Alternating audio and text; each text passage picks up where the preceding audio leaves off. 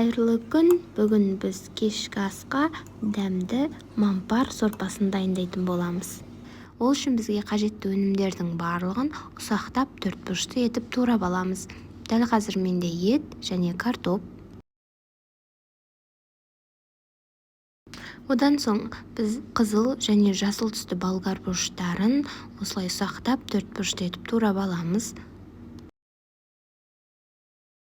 Келесі бізде қызанақ. Барлық өнімдерді видеоның астына жазып өтетін боламын. Барлығын осылай тураймыз. Ары қарай пиязды, сарымсақты осылай ұсақ етіп турап аламыз. Ары қарай қызып тұрған қазанымызға 50-60 миллиграмдай сұйық майымызды құйып, етімізді жақсылап қуырып аламыз. Етімізді қуырып алғаннан соң оның үстіне сарымсағымызды саламыз. Оны қуырып болғаннан соң пиязды салып жақсылап қызарғанша қуырып аламыз.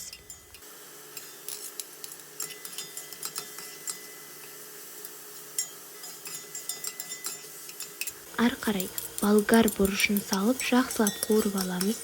Одан соң қызанағымызды салып қуырып болып, бір қасық томат пастасын салып қуырып аламыз.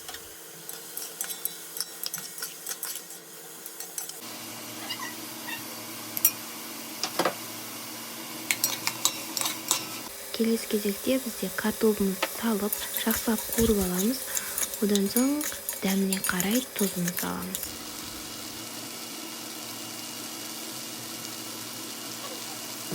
Барлығын қуырып болғаннан соң 2-2,5 литрдей су құямыз. Ары қарай қамырын дайындайтын боламыз. 150 грамм ұнға 1 шай қасықтың жартысындай тұз салып, 1 жұмыртқа 30 миллиграммдай су қосып, қамырымызды илеп аламыз.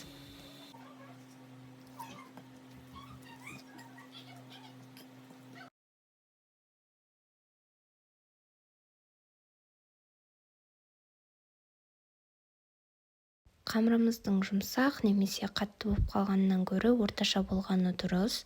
Қамырымызды осылай жайып алып, ұсақтап төртбұрышты етіп турап аламыз.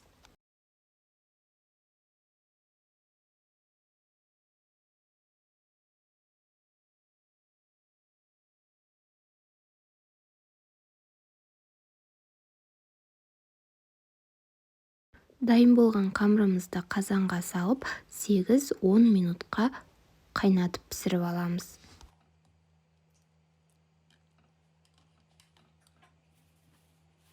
Өте дәмді мампарымыз дайын.